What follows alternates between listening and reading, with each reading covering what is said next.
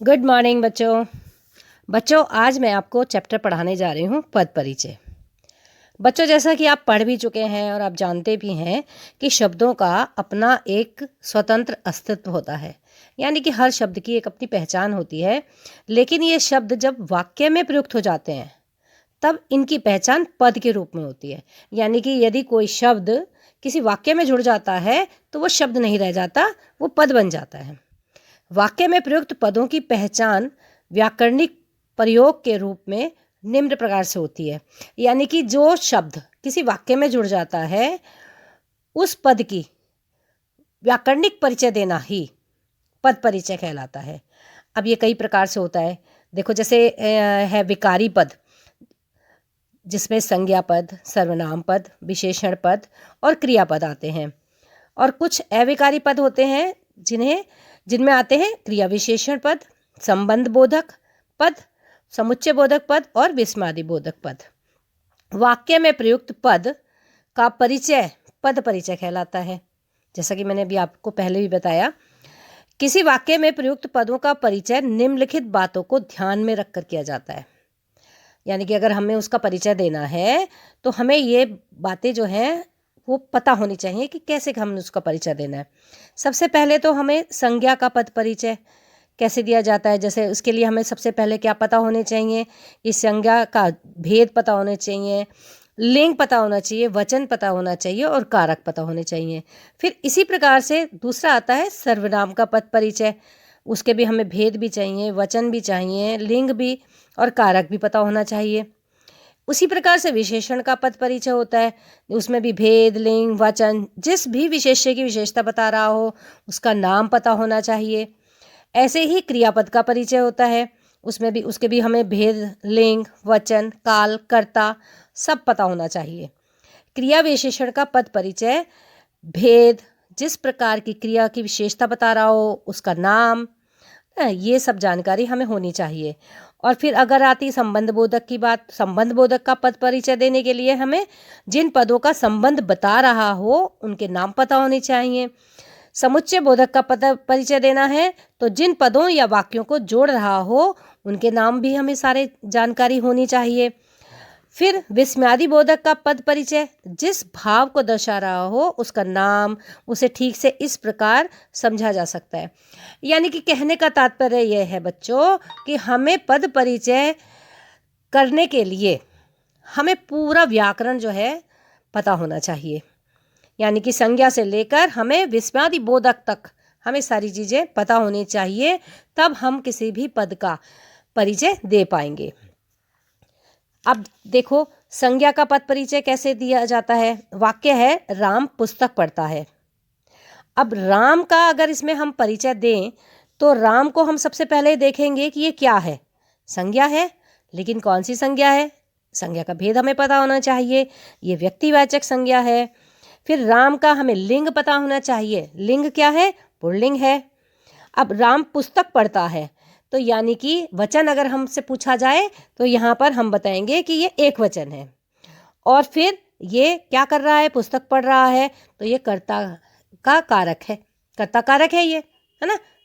ये क्योंकि ये इस सेंटेंस में राम जो है वो कर्ता है। अब अगर हम यहाँ पर पुस्तक का परिचय देना है, पद परिचय, तो हम सबसे पहले पुस्तक के बारे में जानेंगे कि ये संज्ञा है, सर्वनाम है, क्या है। अब क्या है ये पुस्तक, संज्ञा है।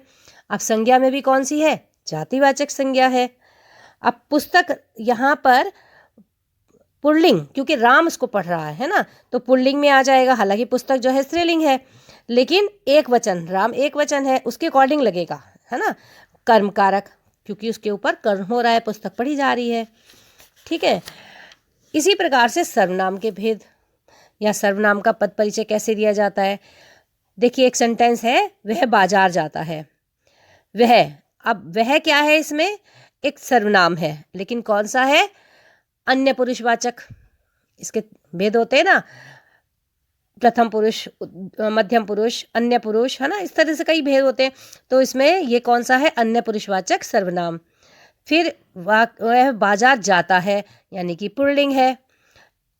सिंगल जाता है यानी कि एक वचन है, और ये कर्ता कारक भी है। जैसे कि अभी अब संज्ञा में था। तो इस प्रकार से सर्वनाम का अगर हम परिचय देंगे तो इस प्रकार से हो जाता है। अब इसके बाद आता है विशेषण का पद परिचय। अब वाक्य है, उस बाग में सुंदर फूल खिले हैं। उस यानी कि ये है संकेतवाचक विशेषण, है ना, इशारा किया जा रहा है। फिर क्या है, पुल्लिंग है फूल, एक वचन, बाग, बाग की बात हो रही है यहाँ पर, है ना, बाग की बात है ना कि उस बाग में, तो यानी कि वो पुल्लिंग है और एक वचन है और बाग का संकेत किया जा रहा है इसमें। अगर इसी सेंटेंस में अगर हम देखें कि सुंदर, यानी कि सुंदर क्या है, गुणवाचक विशेषण है, और सुंदर जो है बाग है तो वो पुल्लिंग है, और फूल जो है उसमें खिले हैं बहुत सारे तो वो बहुवचन है, फूल की विशेषता बताई जा रही है। तो इस प्रकार से विशेषण का पद परिचय दिया जाता है। अब यदि हम क्रिया का पद परिचय दें तो वो कैसे होगा। वाक्य है, वह चला गया। चला गया, इसमें क्रिया जो है ये अकर्मक है ना। पुल्लिंग, पुल्लिंग है, चला गया यानी कि पुल्लिंग है, एक वचन है, और भूतकाल यानी कि जा चुका है, वह कर्ता जो है वो भूतकाल में। इसी प्रकार से क्रिया विशेषण का पद परिचय देखिए। वाक्य है, वह धीरे धीरे चलता है। अब धीरे धीरे क्या है, ये एक क्रिया विशेषण है लेकिन रीतिवाचक क्रिया विशेषण है। तो हम इसके पहचान लेंगे इस प्रकार से कि ये क्या है, रीतिवाचक क्रिया विशेषण। चलता है, ये क्रिया की विशेषता बता रहा है। इसी प्रकार से संबंध बोधक की अगर हम बात करें तो इसमें एक सेंटेंस दिया गया है, पेड़ के ऊपर बंदर बैठा है। के ऊपर यानी कि ये क्या है, संबंध बोधक, पेड़ में और बंदर में संबंध बताया जा रहा है, बंदर और पेड़ का संबंध है। बच्चों इसी प्रकार से हम बात करते हैं अब समुच्चय बोधक का पद परिचय कैसे दिया जाता है। जैसे वाक्य है, राम और श्याम भाई हैं। और जो है इसमें क्या है, समुच्चय बोधक है ना, जैसा कि अभी पिछले चैप्टर में आपको बताया गया था सब। समुच्चय बोधक यानी कि राम और श्याम को जोड़ने वाला, यानी कि ये और शब्द जो है इसमें क्या है, समुच्चय बोधक है, क्योंकि ये राम और श्याम को जोड़ रहा है तो ये समुच्चय बोधक हो गया। ठीक है बच्चों। फिर अगर इसमें अगर हम विस्मयादि बोधक का पद परिचय देंगे तो वो कैसे दिया जाएगा। देखो इसमें एक शब्द है वाह, और वाक्य में अगर ये जुड़ता है तो बनता है, वाह क्या छक्का मारा। वह जो है इसमें विस्मयादि बोधक, यानी कि जब हम कभी किसी चीज़ को आश्चर्यजनक होकर देखते हैं, विस्मय होता है हमें, तो वो क्या कहलाता है, विस्मयादि बोधक। ये हर्ष का भाव है ना, ये जो है हर्ष यानी कि खुशी का भाव है, वाह मतलब खुश हो गए सब। ठीक, अब निम्नलिखित वाक्यों में प्रयुक्त पदों का पद परिचय देखिए। अब इसमें एक सेंटेंस है, देखिए, रमेश, अब इसमें शब्द दिया है रमेश, व्यक्तिवाचक संज्ञा हो गया, ये पुल्लिंग, एक वचन, कर्ता कारक। अब इन चीज़ों की हमें करनी पड़ेगी प्रैक्टिस, और जब तक हम इनकी प्रैक्टिस नहीं करेंगे तब तक हमें ये समझ में नहीं आएंगे। जिस तरह से आप मैथ की प्रैक्टिस करते हैं ना, देखिए इसमें सेंटेंस दे रखा है, रमेश वहाँ पहली पंक्ति में बैठा था। तो अगर हम इसमें पहला शब्द जिसको हम पद कहते हैं, पद क्यों कह रहे हैं, क्योंकि ये वाक्य में जुड़ गया है। तो रमेश का अगर हम यहाँ पर परिचय देंगे तो वो बनता है व्यक्तिवाचक संज्ञा, पुल्लिंग, एक वचन और कर्ता कारक। वहाँ, अब वहाँ क्या है, ये क्रिया विशेषण है, स्थानवाचक क्रिया विशेषण है। बैठा था यानी कि वहाँ पर बैठा था, क्रिया की विशेषता बता रहा है कि वो वहाँ पर बैठा हुआ था।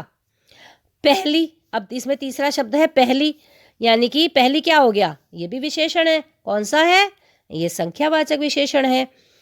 और पंक्ति में पहली पंक्ति के बारे में बताया जा रहा है ना, पहली, तो वो क्या हो गया, वहाँ पर स्त्रीलिंग हो जाएगा। बैठा था यानी कि एक वचन, और कक्षा की विशेषता बता रहा है, यानी कि वहाँ, यानी कि उस कक्षा में पंक्ति में बैठा था। पंक्ति क्या है, जातिवाचक संज्ञा, स्त्रीलिंग, एक वचन और अधिकरण कारक। में यानी कि में जो है अधिकरण कारक हो गया। बैठा था, अकर्मक क्रिया, क्योंकि ये जो है बैठना क्या है, अकर्मक क्रिया है। पुल्लिंग एक वचन, और था यानी कि भूतकाल, और रमेश इसमें कर्ता है। ठीक है, आशा है बच्चों आपको ये चैप्टर आसानी से समझ में आया होगा। हम किस प्रकार से हमारे शब्द जब वाक्य में जुड़ जाते हैं तो वो पद बन जाते हैं, और उनका परिचय देना ही पद परिचय कहलाता है। परिचय से मतलब व्याकरणिक परिचय देना। ठीक है बच्चों, आशा है आपको समझ में आया होगा। Thank you.